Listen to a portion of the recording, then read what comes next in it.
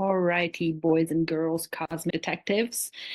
Last week we talked about the nodes, the lunar nodes. So the north node being our North Star, the direction where we want to go, and the south node being our karma, our baggage that we arrive into this lifetime. And this week I want to talk about two other important points of the birth chart, one of them being the ascendant, which also can be called as a rising sign. So this is the constellation on the east horizon at the time of your birth. So the constellation that is rising when you are born. And this basically tells us what we are increasing in this lifetime. So while the sun is your ego, it's your main characteristics, the you who you are for yourself. The ascendant is basically your possibilities. It's like what the potential in you, what you're capable of, what you can be. And depending on which sign it is, it differs. So I just kind of want to ask if there's any volunteers who would like to know a bit more about their ascendant or rising sign, and if you guys all know it, because otherwise I can look it up. I think I'm Taurus. I need to pull up the chart. I have a PDF I have here it on my here, phone. no worries. I have it here. I'm Yes, pretty sure my rising is Taurus. 2 degrees Taurus. Yes. So what are the Taurus qualities? Your ascendant is always in your first house, because this is where we start houses. It begins where your ascendant is. So because those are the two things, like with the other planetary objects, we look at the sign and the house that they are in. So the ascendant is always in your first house, but then so we look at the star sign. What are the characteristics of Taurus?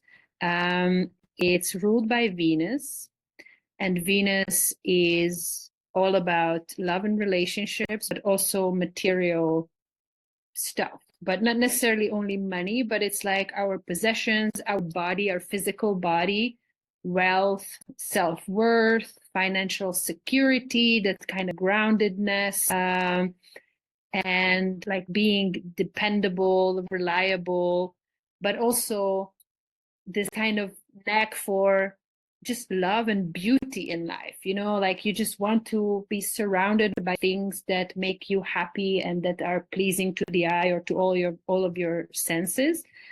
So having your ascendant in the sign of Taurus suggests that this is the thing, these are the qualities that you have the possibility to increase in your life or to go towards. Does that speak to you in any way, or is that something that it doesn't have to be in an obsessive, like, oh my god, I have to become the richest person on the planet, but it's kind of like an inner, like a craving that you just kind of, you're pulled towards these qualities. Does that make sense to you?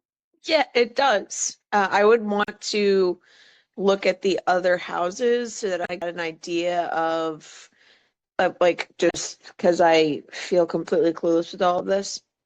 I would want to look at the other houses to compare, but that definitely isn't wrong. I would say that I spend most of my, I don't know, I have a lot of different thoughts and stuff, but I spend a lot of time trying to figure out what reality is, in the sense that what is money really, if it's an energy, and if it's an energy and it's coming from within me, but it's also not, but it is, then what is my block for essentially doing what I love to do and making money off of it? Like, I absolutely, let me just say, like, I 100% vibe with beautiful things. Like, I love, like, you saying that, I was like, oh yeah, that's true. Yeah. But I wouldn't say I'm driven by money, but I'm driven by how people make money and the fact that I'm willing to put in lots of effort, but in very selective, weird ways. And so I'm over here like, how can people make, like, how can I make money just absolutely enjoying every element of my life? And it haunts me because some people seem to be able to do it. And I'm like, what is wrong with me that, like, I'm just, so anyway. No, That's but I yes. think that's the $1 million question, right? Like if you can make a living out of doing what you just absolutely love to do, that's the goal, right? And that's Mhm. also a very different thing for everyone. It's not going to be the same thing, and that's fine too. So I think the most important thing is to answer that question for yourself, like what is it for you, that one thing that you want to be doing? And then yeah, of course, the how you turn it into into chicken legs, as we say. But so I'm happy Like that it's my brother, Mhm. my brother, I actually think would be like, "What? There are poop scoopers that make Oh, 6 figures. I'll do that." I And I'm was like, like that "No." too. Yeah, Like yeah, I'm like, I don't care. I don't care if it's 6 figures. I'm not going to pick up shit. And so it's like that fascinates me, that difference, because there are a yeah. lot of people who are like, I will do it for the money, and I am just like, nope, I'm going to figure out what it is that I'm supposed to do to make, and by supposed to do, I mean like Mhm. what I want to do. Like Right. Yeah, yeah. that's been a difference in me and my brother since I can remember. Is he's like, I'll do it for the money, and I'm like, I'm not motivated by money, but like I am, but like I'm Yeah. not. Yeah, I think this is also just very individual, what is abundance for you? For me, abundance is the freedom to do things on my term, the freedom to have ownership over my time. That's abundance to me. It's not how many Lamborghinis and Rolex watches I have. That's not my measure of abundance. But again, it's very different for everyone. No, that's great. I'm really happy that it resonates with you. So maybe I don't know if you listened to last week's call, or well, I'm just going to kind of sum it up. But we talked about a lot of kind of pairs and balancing objects. Last week we were talking about the lunar nodes, so the north node and the south node, which are always in opposition with each other. And for the ascendant, we also have an opposing thing, which is called the descendant. So it's like 180 degrees on the other side of your birth chart. It's the constellation that was descending on the western sky at the time of your birth. And in your case, that is in Scorpio. So the descendant is all the things that we are ready to release or we have to decrease, but it's also very often linked with relationships. So what do we know about Scorpio? I'm just curious if any of this resonates. But so Scorpio is the sign that is ruled by Pluto, which is this transformation by destruction. And it also has kind of like an intense, like kind of passionate energy. It's kind of like a rebirth, like a phoenix rising from ashes situation, but also in a very secretive, sometimes, or even like manipulative way.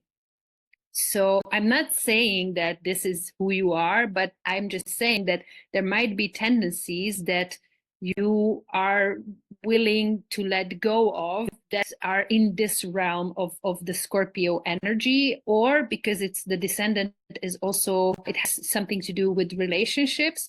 This can also come up in your relationship dynamics, that there is some sort of like emotional manipulation, or this kind of like saying one thing and doing another, not necessarily you, but that it's just within the relationship dynamic. Judged by your facial expression, maybe there's something you can relate to. Okay, I'll unmute really quick, but yeah, basically yes. Okay. The degree to which I am discovering within myself. I still hesitate to use the word manipulate, but that's because I'm separating out and distinguishing the use of words Mm-hmm. lately. Mm-hmm. And so I'll use my marriage as an example because it's just great. It's just wonderful. And the degree to which I have discovered in myself that I was being emotionally manipulative and that I'm still retain a skill for that now, but I'm actually actively trying to step away from that is very interesting that you would say that about the descendant part of Mm-hmm. just my chart because I had to wake up to it first to realize the toxicity of it. to then now realize that I'm trying to step away from the toxicity, but I still retain the skill that some could label manipulation, which I don't think is anymore. But I very much resonate with having been that way, kind of without really realizing. Just if I do this thing, that person does that thing. And so for a lot of my life, like, yeah, was it survival? I would say yes, but that doesn't change that I was manipulating people to try to get what I want instead of just like being up forward, like straightforward and being like, this is what I'm looking for. Are you like down or not? Like, Mhm. no, it was always like, I gotta work for what I want and I gotta do it secretly and I gotta like, tell Mhm. them people what they want to hear or do what they want or whatever. And it was just manipulative AF. So It's anyway, that was really more than I something planned to that say, but amazes me so much about you, Jess, like your awareness. Maybe we will sound like a broken record, but I really want to stress this out because you can only change things when you're aware of it. And this is you taking ownership of it, being real with yourself. Yes, I do have this pattern, and it doesn't mean that it will disappear overnight, but as long as you're not aware of it, that you're doing it, then it for sure will not disappear because you're just being on autopilot. So I really love that about you, that you actually think about these things, and then you even make an effort breaking out of it, because it's also kind of a habit, right? We kind of fall back onto the things that we know, that we are comfortable with. So it takes effort to kind of make new little neural pathways in our brain. So I really find that super interesting and amazing. And I'm also happy that it resonates, because this kind of makes my point about astrology not being an exact science, but when you know what kind of flavors and colors certain energies bring into the chart, then you can always intuitively find that aspect in your life, and then you know that, okay, so the guidance is that this is a descending energy. So my message here, that these energies are for me to release. It doesn't mean that you have to completely banish them, because I mean, we're still human at the end of the day. But I think it kind of gives you, again, like kind of a roadmap, like, okay, so I do have these tendencies, and it is my mission in this lifetime that I reduce them, or I let go of them, because that's where my birth chart is guiding me to. So just real quick, I want to go back to the ascendant, which also assigns which planet will be your chart ruler. So the chart ruler is whichever sign the ascendant is. Each sign has a ruling planet. So in case of Taurus, it's the planet Venus, and the chart ruler is basically who you are in the chart. So all the planets represent some sort of an energy, and the chart ruler, so in your case, Venus, is you in your chart. So that's always interesting to kind of see where the chart ruler planet falls, in which house and in which sign, because that will give you like further information. That's kind of like the CEO of your birth chart. So if we look in your chart, Venus is in the second house in Gemini, which is funny because your sun also falls in Gemini.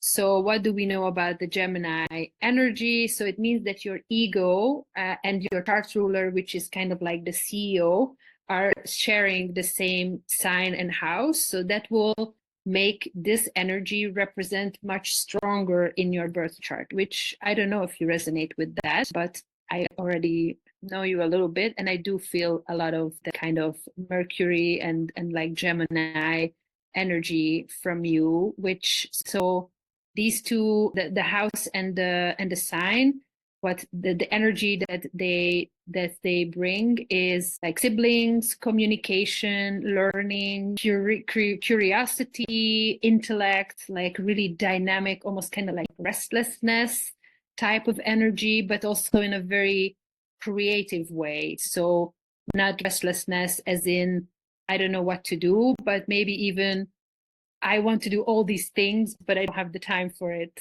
Kind of, I don't know if that resonates. for sure.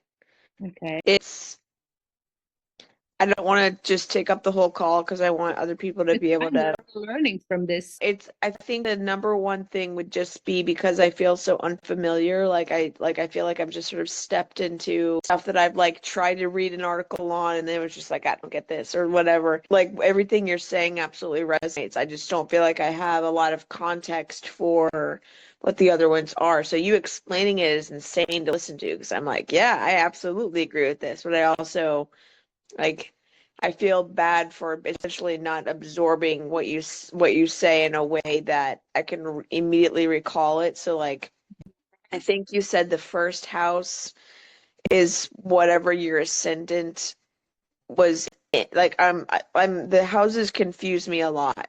Mhm. And so I'm the second the Venus being the second house and Venus being like a CEO. I've never heard that before because I feel like the sun rising the sun sign is what's so focused on, and so this idea of focusing on rising or the ruler of the rising house just feels completely foreign to me, and I don't know what to do with it. Like I'm nodding because you're not wrong, but I don't like I just feel I have no idea what to do now, but I'll let you continue Well, it's because not so much about what you have to do with it, but I think it's again, it's more about awareness. So it's like the whole birth chart is the whole pie, and then your sun sign and your moon sign and your ascendant and all these kind of things are like little slices, and then you put them all together.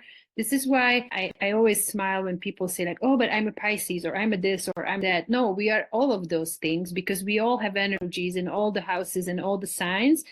And then it depends on which area of life or which situation you're in, then certain energies will represent themselves more because they are expressed more in that kind of situation on that area of life. So for you, because you are also a sun, your sun sign is also Gemini, this might not be a huge difference because your ego, the self, and like kind of the chart ruler, which is the CEO of the chart, they're not so different, right? The self, the ego, the sun sign is like the person you are for yourself. It's like your true self. But that doesn't mean that you present yourself that way to the outside world, or certainly not to everyone.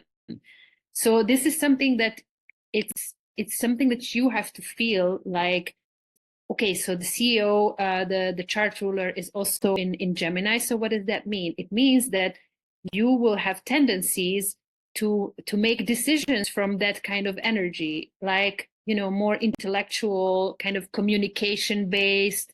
You want to understand things. It's you're not the person to just like push a button because somebody told you to. No, you want to understand what happens after that you push the button, and you're already like 10 steps ahead. You need to understand things. You have a desire to understand things and communicate things with other people and bounce off each other. So again, I will say this, that astrology is not an exact science. It's highly intuitive. So I think it's very important that you just kind of filter this energy through your own existence, your own experience, and take what really resonates to you. It's like a 3D puzzle that is constantly in movement. It's constantly changing because the sky is also changing, right? There are also the transits. So it's one thing what happened at the time of your birth, and then you also have the current events, the current happenings of all the planets and other planetary objects passing and making certain angles and aspects to your birth chart. So it's very complex, and I don't want to make it overwhelming. It's about practice. The more you see it, the more you spend time with it, it will come to you more naturally. I still have to look stuff up. I don't know everything by heart, and I don't aim to, because I also know that astrology probably going to be a lifelong journey for me to learn because there's just so much information. But is it a little bit clear, Jess, or does it make sense, or is there anything that you want to ask or that you would like to know? I think it's you really kind of nailed it on the head when you said that I just need to like be around it a little bit more and just continue because I would say that I've been like just in the last year or two, I've been like I went from like tarot reading or astrology or whatever is the devil, essentially. Like I stepped away from church a while ago, but Mhm. I hadn't really, my toe in the water with astrology stuff until recently. So it's been my experience in life that the more you practice and stuff, the better you get. So Yeah, you're yeah. totally right there. It's I about think being exposed to it, and then you will get used to it, and it just comes to you naturally if you see it all the time. so. It's like to repeat back what I feel like I'm learning lately is it's just you have every person is different, which is like the north node, and the opposite of that is like the south node, and it's like they're what was descending or what they have to let go of. And then there's essentially there's like a self you present to others, like the ego, and then there's one that's to yourself, which is sun sign, and then there's hidden from like I guess even yourself, or is it just that you purposefully hide it from others? I don't I'm unsure on the moon sign a little bit. But The then moon there's sign is houses. more your internal, that's your emotional realm. So it's not that, well, it can be sometimes that it's hidden even from you, but that's more like the introspective energy. The sun is the kind of like what you are physically and more for yourself, and it's more like a creative life force energy as the sun is, and the moon is more like a reflective, like a softer, more introspective energy. And this is why it rules the emotions, and it can be even what you are saying, that it's even hidden from yourself. Some aspects of it happens a lot. And then the houses are basically just different, like also energy, because everything is energy, but Exactly. it's like different. The houses are just different areas of things people can be interested in. Is that what I'm understanding? Houses are like areas of life. So it's, yeah, it can be with family or with work, or, there's like, we can maybe also cover that next time. I was actually thinking about what to do next time. So thank you for inspiring me. Maybe I'll do that, to just go through the houses and explain like what do they do. It's a big topic. So I'm always like, for half an hour, 20 minutes, it's difficult to squeeze it in. And I kind of wanted to make sense and to have some sort of a flow, but I also want to tailor it for you guys' needs. So thank you for inspiring me for the next week's topic. So I will get into that next week, like the houses, but it's basically areas of life. And then the planets are the players, so they are like different kind of characters that come into certain houses in certain signs. So they also bring their little flavor of energy. Jupiter being like all about expansion, and each planet has some sort of an energy. Like Mars is, okay, it rules war, but it's kind of like a fiery, like initiative energy. And then of course you have like planets that have certain, like they correlate to a certain kind of element, like Mars being a fiery planet. And then when they are in a sign that is, for example, a water sign, just recently Mars was in a Cancer, and it doesn't feel good there because it's a water sign, it's a conflict. So it's even with the transits, when a certain planet is in a certain sign, either it works really well and it likes to be there, so it will amplify the energies, or sometimes it's a conflict because it's water and fire, they don't get along well, and so their energy will be expressed in a different way because they are in a sign that doesn't work for them so well. So it's really, it's this is why I say that it's cosmic detective work, because there's so many things to pay attention to. But I think that from what you repeated back, it feels like you get it. You are really following all the things that we've been talking about. So Well, that's good. it summed it up pretty well. That's good. I'm glad to hear that I'm at least picking up what you're trying to communicate at least a little bit. It also gives me the feeling that I'm making it somewhat understandable, which is important. Mhm. Because, when you're passionate about something, and it can be like I get carried away and it's like way too much information, but then it's difficult for other people to follow because I'm already like, 10 steps ahead. I also have my moon in Gemini, so there's a bit of that. Okay, all right, but I think it's about time to wrap up this little call. I always enjoy it so much, and thank you all for showing up and bringing your curiosity and questions and everything. And so, inspired by Jess, next week we are going to talk about the houses. I'm excited. I'm very much looking forward to it. Me- So sorry for I do interact and communicate a lot, but I hope I didn't like just do too much with the call because I feel like this is super valuable information. So I hope other people are learning from it. Yeah, and I always want this to be a conversation. I don't want to be here like preaching and giving a lecture. I really want this to be a two-way street. So that's exactly what I was looking for. So thank you for bringing that. Awesome. Well, thank you for everything you do and for the work that you're putting into this and just your efforts in general to share what you're learning. There are those of us who really find it valuable. So I'm super happy to hear that, and it's my absolute pleasure. It's really like I'm nerding out about astrology in case you couldn't tell. So it's like the highlight of my week. I'm always super looking forward to this call. Okie doke. All right, guys. I'll see you next week. I'll put this in the vault very soon. And yeah, next week it's about the houses. all right. Well, you take care. Ciao, ciao. Bye.